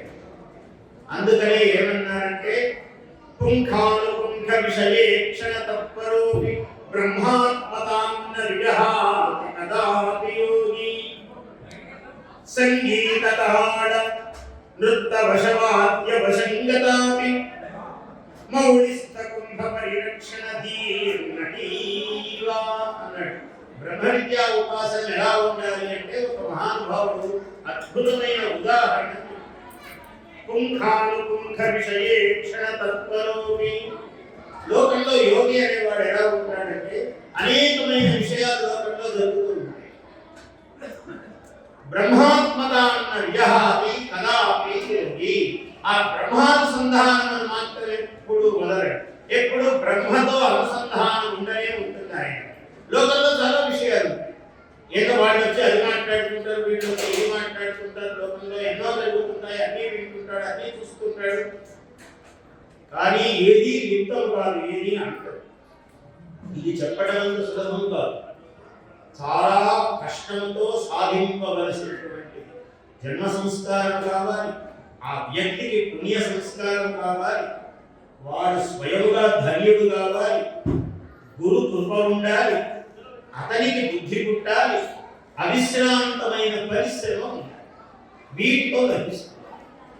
అందువల్ల పుంఖానుపుంఖ విషయేక్షణ తత్పరోపి బ్రహ్మాత్మత న విజహాతి కదాపి యోగి. ఎప్పుడు క్షణం కూడా ఆ బ్రహ్మానుసంధానాన్ని బదలడు యోగి ప్రియుడు. ఎలా సాధ్యమయ్యా అంటే, ఒక మాట సంగీత తాళ పద వాక్య వశంగతాపి. సంగీతము, తాళము, శృతి అన్నీ ఉంటాయి. సంగీత తాళ శృతి వాద్య వశంగతాపి. తల మీద నీళ్లతో కుండ పెట్టుకుని ఒక ఆమె నృత్యం చేస్తుంది. ఆ తాళము తప్పదు, సంగీతమునకు తప్పదు. అన్నింటికీ అనుకూలంగా ఇలా అలా ఉయ్యాలంగా తిరిగినా కూడా అక్కడ ఉన్న ఒక చుక్క నీరు కూడా తినదు. ఇది ఎలాంటిదో యోగి యొక్క స్థితి అలాంటిది అన్నారు. సంగీత తాళ శృతి వాద్య వశంగతాపి మౌళిస్థ కుంభ పరిరక్షణ ధీహి నటీ ఇవ. మౌళిస్థ కుంభ పరిరక్షణం, తల మీద ఉన్నటువంటి ఘటము, అందులో జడము. ఒక చుట్ట కూడా పక్కకు కొడకదు. ఆమె ఎంత నృత్యం చేసినా, ఎన్ని పాదాలు ఇట్లా ఇట్లా చేసినా కూడా అక్కడ ఉన్నటువంటి ఆ కుంభము చదరదు. ఎలాగో అలాగా యోగి కూడా అలా ఉంటాడు. జనక మహారాజు అటువంటి వాడు. ఆయన భార్య ధన్యాదేవి. ఆ ధన్యాదేవి ఎలా తరించిందయ్యా అంటే సీతాదేవి అక్కడ శీర లాంగరం, ఆ శీరపాణి అంటే ఆ మడక, దాన్ని ఏమంటారు నాగలి. ఆ నాగలిని చేత కలిగినటువంటి మహానుభావుడు దున్నడంతో మహాలక్ష్మీదేవి వహించింది. అందుకని సీత అని ఏర్పడిందాన్ని. సీత అంటే నాగలి చేత గీయబడిన ఒక గీత, ఆమె సీత అని పేరు వచ్చింది. అయోధ్య పార్వతీదేవి కూడా అయోధ్య, సీతాదేవి అయోధ్య. ఇలా 2 అవతారాలు, 2 పురుషులు పుట్టారు. ఇంకా 3వ ఆమె ఉన్నది ఆమె ఏం జరిగింది? ఆమె ఒక యుగంలో ద్వాపర యుగం, ఒక ఆమె కృతయుగము, ఒక ఆమె త్రేతాయుగము, ఒక ఆమె ద్వాపర యుగం. ద్వాపర యుగములో ఏం జరిగిందయ్యా? ఒక మహానుభావుడు, ఆ మహానుభావునికి మహాతపస్వి అయినటువంటి మహానుభావుడు ఆయనకు భార్య అయినది ఈ కళావతి. అయి ఈ కళావతి కావటంతో ఆ ఇద్దరి దంపతులకు రాధా అని ఒక ఆమె పుట్టినది. పరమ ప్రేమ స్వరూపిణి.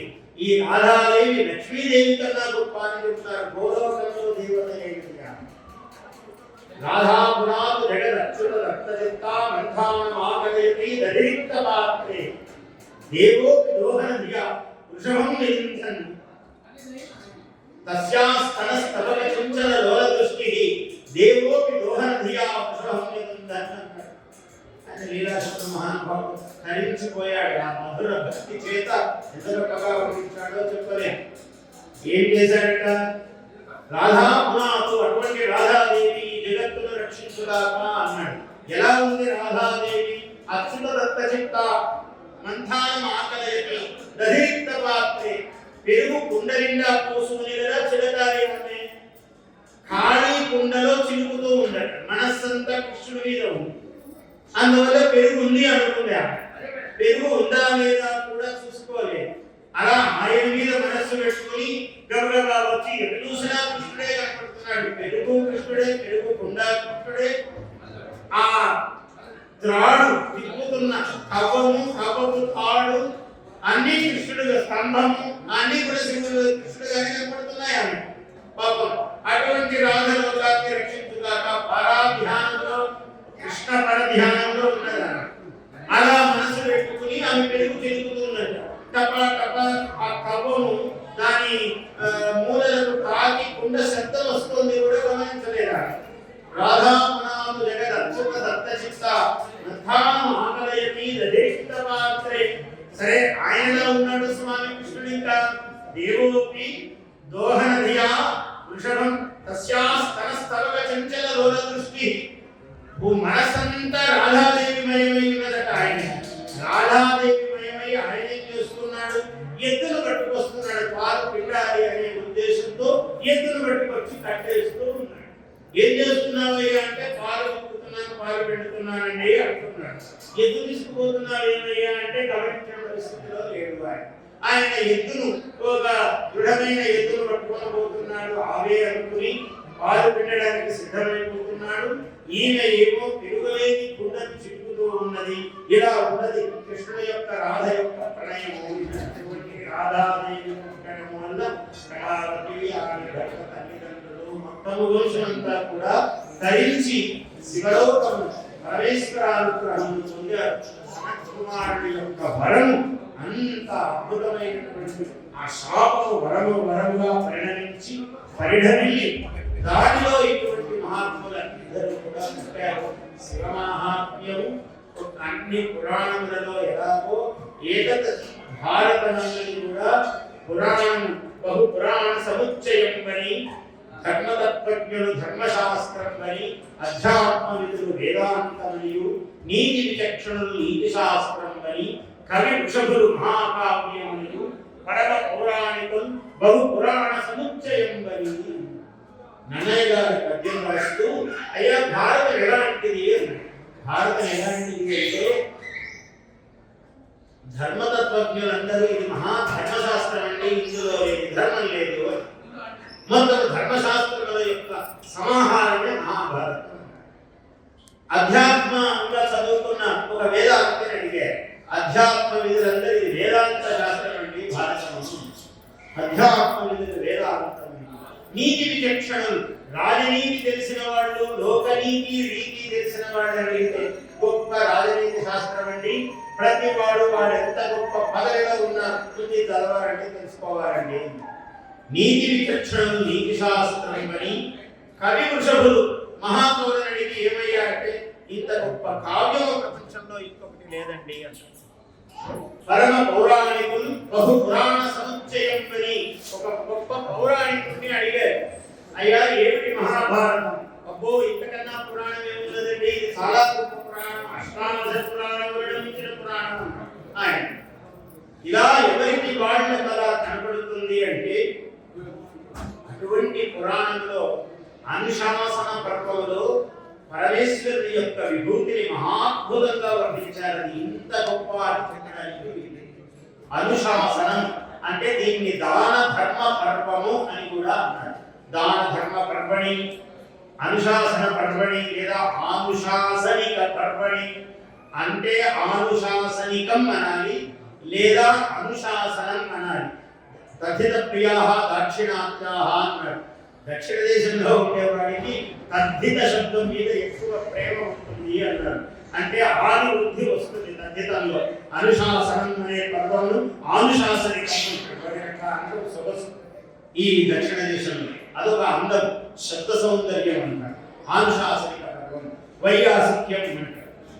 వ్యాసకృతము అని అన్నాడు. వైయాసిక్యే ఆయన రాసినప్పుడు వ్యాసుల వారు కూడా అలాగే రాశారు. ఆయన కూడా దక్షిణాత్ముడేమో తెలియదు. అందువల్ల వ్యాసుల వారు కూడా వైయాసిక్యే అన్నాడు. ఆ శబ్దము అలా ఆది బుద్ధి వచ్చేటప్పటికి శబ్దానికి ఒక పరమ సౌందర్యం ఏర్పడుతుంది. ఒక ఔత్వము లాగా దాని యొక్క శబ్దం మనకు వినపడుతుంది. అది అటువంటి పర్వంలో ఆయన ఏమన్నాడంటే వాసుదేవుడు సాక్షాత్తు మనందరికీ తెలుసు లోకంలో భీష్ముడు ధర్మరాజుకు విష్ణు సహస్రనామమును బోధించాడు. భీష్ముల వారు ధర్మరాజుకు విష్ణు సహస్రనామాన్ని బోధించాడు. ఇది కూడా అనుశాసన పర్వములోనే ఒక 149వ అధ్యాయంలో ఇది బోధిస్తాడు. ఈ పర్వము మొదలు కాగానే 17వ అధ్యాయములోనే శివ సహస్రనామమును సాక్షాత్తు కృష్ణ పరమాత్మ బోధించాడు. సాక్షాత్తు కృష్ణ పరమాత్మయే ఈ శివ సహస్రనామాన్ని ధర్మరాజు బోధించాడు. చాలా చిత్రం. ఏదైనా ఇక్కడ ప్రాజ్ఞలి ప్రాహ విప్రఋషి నామ సంగ్రహం ఆదితః. కృష్ణ పరమాత్మ ఏమన్నాడంటే వాసుదేవ ఉవాచ అన్నాడు సుస్పష్టంగా. కృష్ణుడు ధర్మరాజుతో ఇలా అంటున్నాడు, నాయన నీవడిగావు, నీవడిగినది అది శివతత్వము నేను నీకు చెప్పవలసి ఉన్నది. ఈ శివతత్వము నాకు ఉపమన్యు మహర్షి నాకు బోధించాడు. ఆ బోధించిన క్రమమును నీకు తెలియజేస్తాను. ప్రాంజలి ప్రాహ విప్రఋషి, బ్రాహ్మణోత్తముడైనటువంటి ఉపమన్యు మహర్షి ఇలా నాకు చెప్పాడు. నామ సంగ్రహం అంటే శివనామములన్నీ సహస్రములు ఎక్కడి నుంచి వచ్చాయ్యా అంటే వేదములు మహర్షులు కీర్తనలు చేయటం వల్లను 10,000 నామములు ఏర్పడ్డాయి పరమశివుడి. ఆ 10,000లో 1000 నామములు నేను సంగ్రహించి నీకు చెబుతున్నాను అన్నాడు. చాలా గొప్ప మాట. ఆ చెప్పేటప్పుడు కూడా ఉపమన్యువు తనతో ఏమన్నాడో ఇక్కడ చెప్తూ ఉన్నాడు. చాలా అద్భుతమైన ఘట్టము. సుతైః సర్వత్ర జగతి బ్రహ్మలోక అవతారితైః సత్వైః తత్పరం బ్రహ్మ ప్రోక్తం సనాతనం. తండ్రి అనేటువంటి ఋషినా తండ్రినా ప్రోక్తం. తండ్రి అనేటువంటి ఒక మహర్షి కొన్ని నామధేయములు చెప్పాడు. ఇంకా అనేక విధములుగా మహర్షుల చేత చెప్పబడినటువంటివన్నీ కూడా ఇవన్నీ నేను శృతైః సర్వత్రా అన్ని చోట్ల మహాత్ముల చేత నేను విన్నవి. ఆ విన్నటువంటి వాటినన్నిటినీ గురించి ఒక మాలికను సహస్రమాలికను చేసి నీకు వినిపిస్తున్నాను. వక్ష్యే యదుకుల శ్రేష్ఠ. ఈ మాట ఈయన అన్నమే కాదు, ఆయన అన్నాడు. ఎవరు? ఉపమన్యు మహర్షి అన్నాడు. వక్ష్యే చెప్పబోతున్నాను, ఓ యదుకుల శ్రేష్ఠ, ఓ శ్రీకృష్ణ నీకు చెప్తున్నాను. ఎందుకు? శృణుష్వ అవహితో మమ, నీవు అవహితుడవై సావధాన చిత్తుడవై విను. వరయ ఏనం భవం దేవం భక్తస్త్వం పరమేశ్వరం. నీవు శివభక్తుడవు కానా? చాలా ప్రత్యేకమైన గడప వేసి చెప్తున్నాడు ఇక్కడ. భక్తః నీవు భక్తుడవు కాబట్టి వరయ ఏనం భవం, ఈ పరమేశ్వరుని భగుణ్ణి వరయ నువ్వు స్వీకరించు. సాక్షాత్తు పరమేశ్వరుని స్వీకరించడమే సహస్రనామ స్వీకరణం. ఎందుకు? నీవు భక్తుడవు కాబట్టి నీకు ఇస్తున్నాను. అందరికీ ఇవ్వదగినది కాదు. నీవు మహాభక్తుడు, నీవు శివభక్తుడు కాబట్టి నీకు ఇస్తున్నాను. యథా యదా తేనాభ్యనుజ్ఞాతః స్తుతో వై న తదా మయా అనాది నిధనస్యాహం జగద్యోనేః మహాత్మనః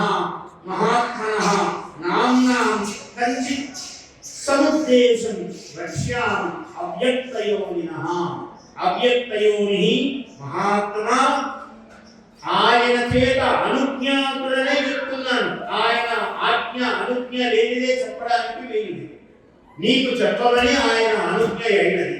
నీవు మహాభక్తుడవు కాబట్టి నీకు చెప్పమని అనుజ్ఞ అయినది కాబట్టి నేను నీకు ఈ శివ సహస్రనామమును చెబుతూ ఉన్నాను అని ఉపమన్యు మహర్షి శ్రీకృష్ణుడితో, శ్రీకృష్ణ పరమాత్మునితో ఈ పరాత్పర తత్వమును నీకు బోధిస్తున్నాను నాయనా, నీకు శివభక్తుడవు కాబట్టి అని చెప్తూ ఉన్నాడు.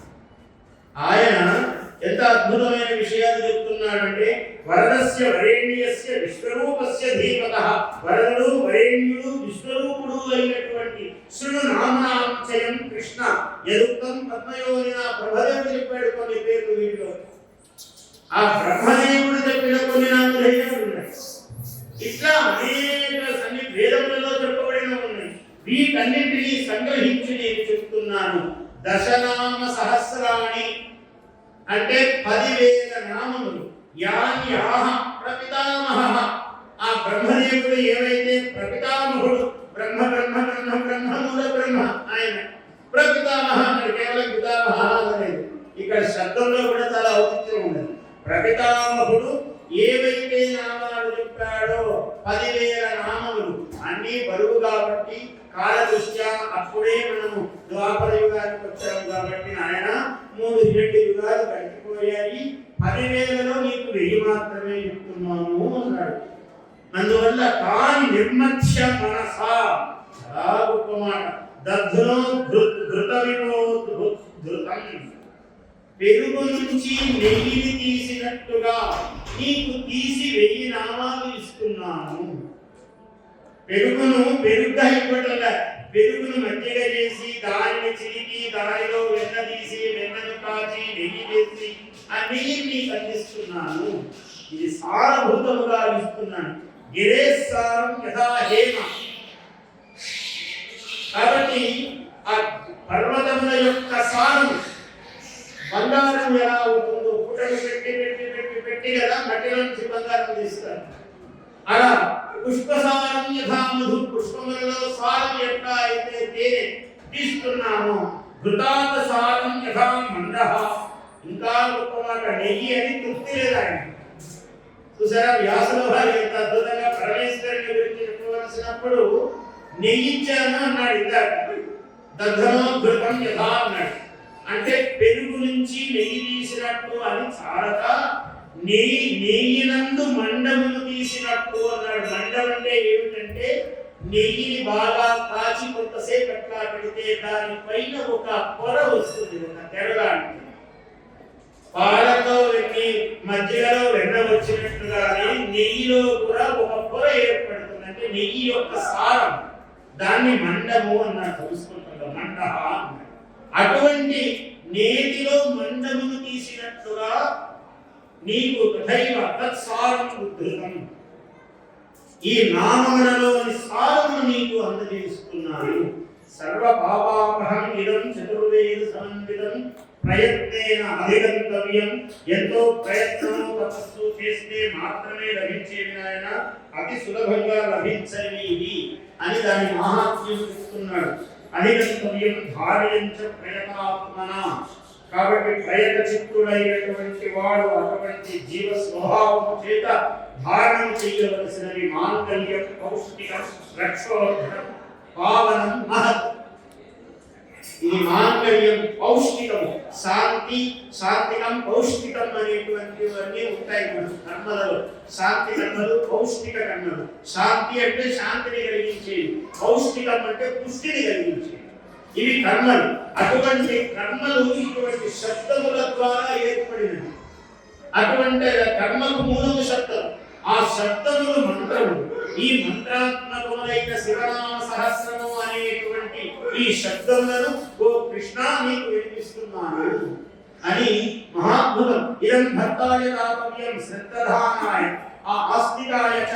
ఇలాంటి వాడికి యశ్చ అభ్యసూయతే దేవం కారణాత్మానం ఈశ్వరం. ఎవడైనా శివుణ్ణి చూసి ఈర్ష్య పడితే అభ్యసూయతే. ఎందుకయ్యా ఈర్ష్య? జగత్తంతా ఒకే వస్తారు, పడి చూస్తున్నారు కదా, నిత్యము అభిషేకాలు చేస్తున్నారు, పంచామృత అభిషేకాలు చేస్తున్నారు. పంచామృత అభిషేకాలు ఎందుకంటే ఎన్నో కరిగిపోతుంది, ఇట్లాంటి మాటలు అనుకోరాదు. మనం పంచామృతాలు ఉన్నదే శివుడికి అభిషేకం చేయడానికి, నువ్వు తాగడానికి కాదు.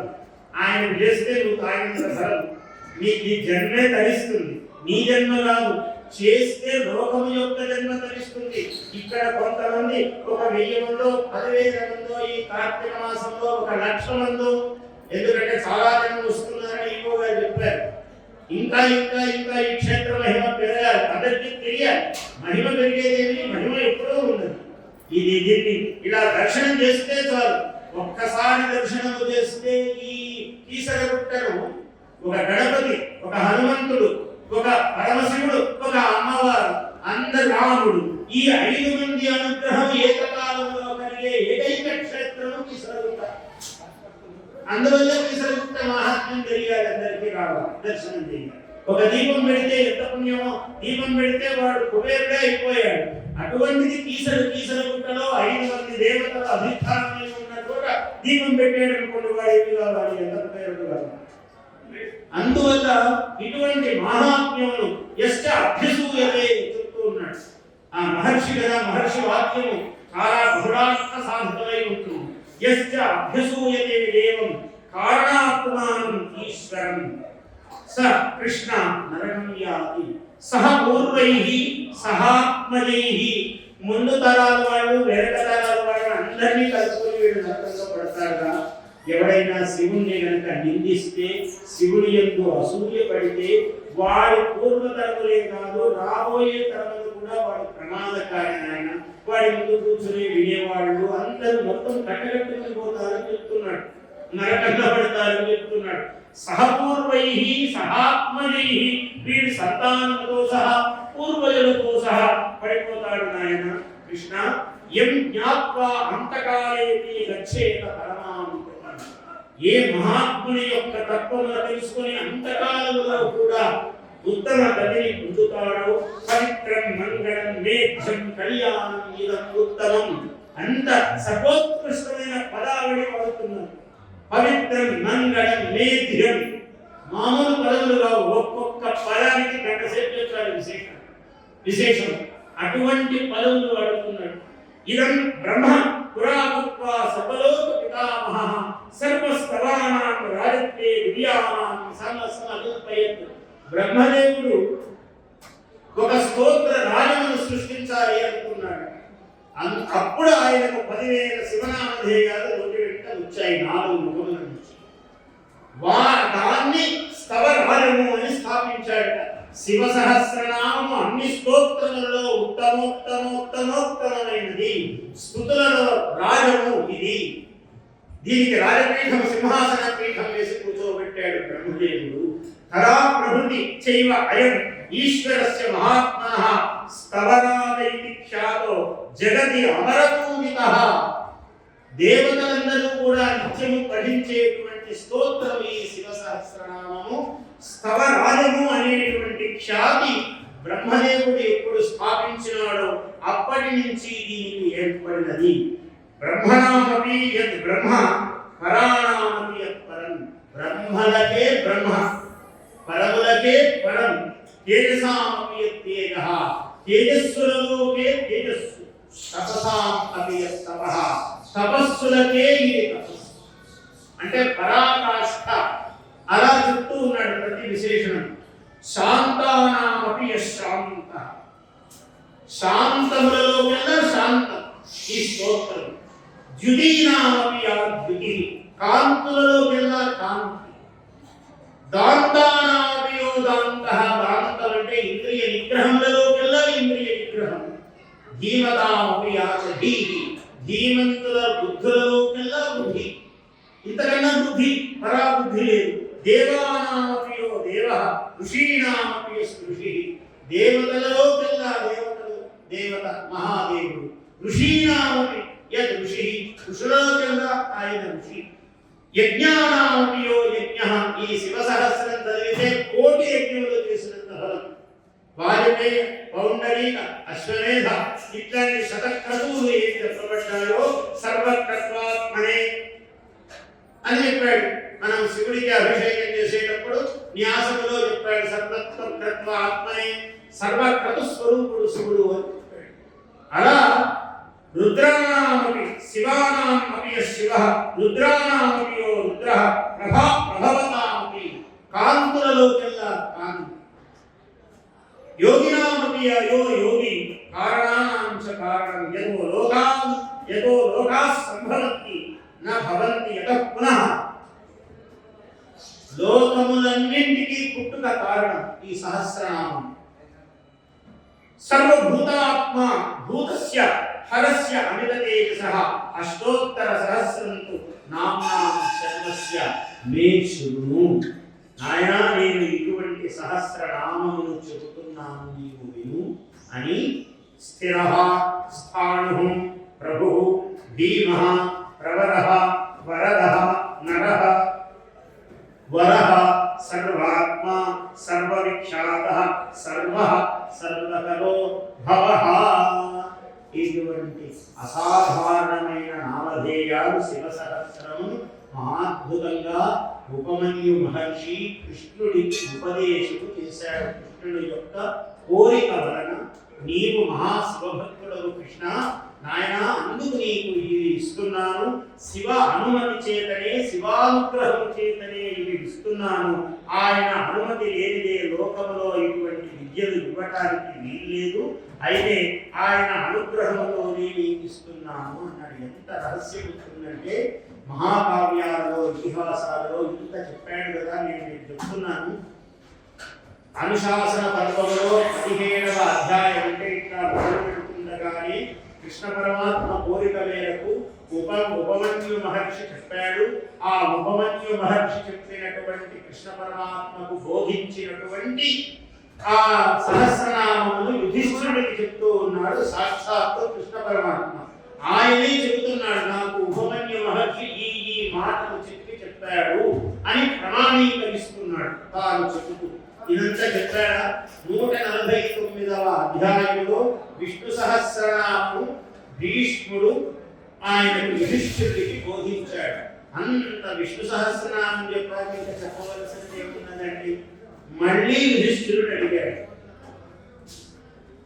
పితామహ కొంచెం సావిత్రి విద్యను నాకు బోధిస్తారా అని.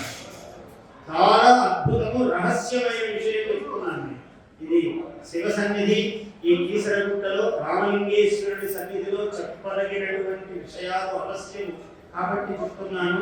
పితామహ మహాప్రాజ్ఞ సర్వశాస్త్ర విశారద కిం జప్యం జపతో నిత్యం భవేత్ ధర్మ ఫలం మహత్.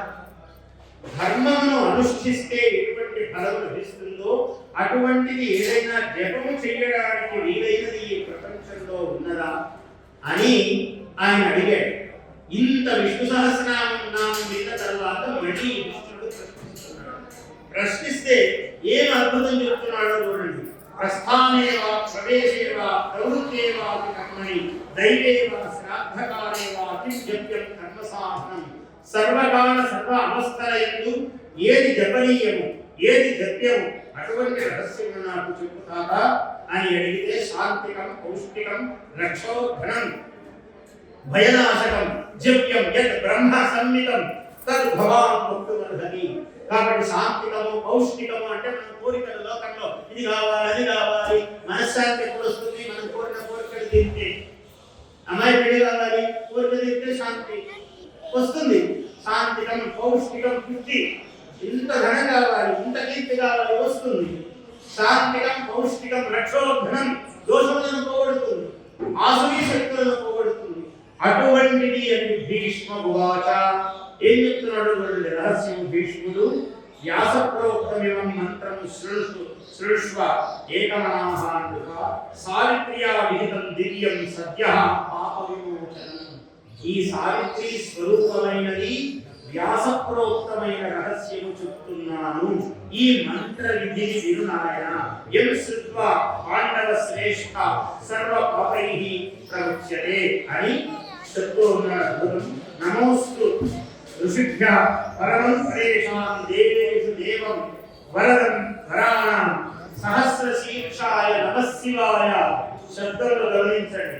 సమస్త సహస్ర శీర్షాయ నమఃశివాయ సహస్రనామాయ జనార్దనాయ. ఇద్దరికి ఈయన సహస్రనాములు, ఆయన సహస్ర శీర్షుడు. ఇద్దరికి నమస్కరించి ఇంత పేరు చెప్తున్నాడు. అదే ఆయన సావిత్రి స్వరూపాన్ని చెప్తున్నాడు చూడండి.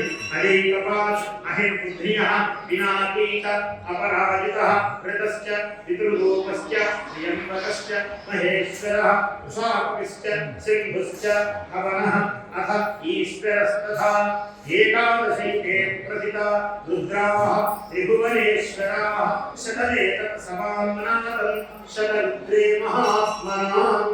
సావిత్రి విద్యకు మూలమును బోధిస్తూ ఉన్నాడు. సావిత్రి అంటే సవిత్రు, సూర్యమండల దేవత. సవిత్రు దేవత ఇంకా చాలా ఉన్నది, కానీ ఆ మూలమును మాత్రం చెప్పి ఇక్కడ ఉపసంహరిస్తున్నాను. సవిత్రు దేవత బ్రహ్మస్వరూపముదయే మధ్యాహ్నే మహేశ్వరం సాయంకాలే సదా విష్ణుం త్రిమూర్త్యంతతి త్రిమూర్తిం చ దివాకరం అన్నాడు. ఆ సావిత్రి విద్య భర్గోదేవత, గాయత్రి విద్య. దానికి మూలమైనటువంటి స్వరూపం 11 నామధేయాలు. అదేకపాత్ అహిర్బుద్ధ్యః శివః మృత్యుంజయః అని చెప్తూ ఉన్నాడు ఈ నామధేయాలు. ఇది తత్వం. అందువల్ల శివకేశవులు ఏకస్వరూపులు, ఎప్పుడు కూడా భేదము సుందరసింది కాదు. పరమేశ్వరుడు అటువంటి యథా శివయో విష్ణు ఏవం విష్ణుమయ శివ యథా అంతరం తపస్యామి. ఎంత ఎంత భేదము దూరము తథామే స్వస్తి ఆయుషి అన్నాడు. అంత అంత మన ఆయుర్దాయువులు పెరుగుతాయి అని సిద్ధాంతీకరిస్తూ వ్యాస భగవానుడు మహాభారతము అసాధారణమైనటువంటి పురాణములో జయ నామధేయమైనటువంటి దాని పేరే జయం మొట్టమొదట. అయితే మహాభారతం ఎందుకు వచ్చిందయ్యా? మహాభారత మహాభారతం ఉచ్యతే అన్నట్టు. మహత్వాత్ విషయం చాలా గౌరవం, చాలా గొప్పది. అందులో చెప్పిన విషయము చాలా గొప్పది. భారతత్వాచ ఇలా వస్తారు రాశారు, కానీ ఇంత బరువు వేయడానికి. అందువల్ల మహాభారతం అనే పేరు వచ్చిందయ్యా ఈ జయనామధేయమైనటువంటి దానికి. అటువంటి ఆ దానిలో కూడా శివపురాణంలో ఇతర పురాణంలో పురాణప్రాయమైన మహాభారతంలో పరమేశ్వర తత్వం ఎలా చెప్పబడిందో ఇవాళ శ్రీ భవానీ శివదుర్గా సహిత శ్రీరామలింగేశ్వర స్వామి వారి చరణానంద సన్నిధిలో ఈ ప్రసంగమును ఆయన పాదపద్మములకు సమర్పణం చేస్తూ స్వస్తి ప్రజాభ్య పరిపాలయంతాం న్యాయేన మార్గేణ మహిషాః గోబ్రాహ్మణేభ్యః శుభమస్తు నిత్యం లోకాః సమస్తాః సుఖినో భవంతు. కాలే వక్షతు పర్జన్యః పృథివీ సస్యశాలినీ దేశోऽयं క్షోభరహితః బ్రాహ్మణాः సంతు నిర్భయాः అపుత్రాः పుత్రిణः సంతు పౌత్రిణः అధనాः సధనాः సంతు జీవంతు శరదాం శతం. Please subscribe to our YouTube channel. Like and share this video.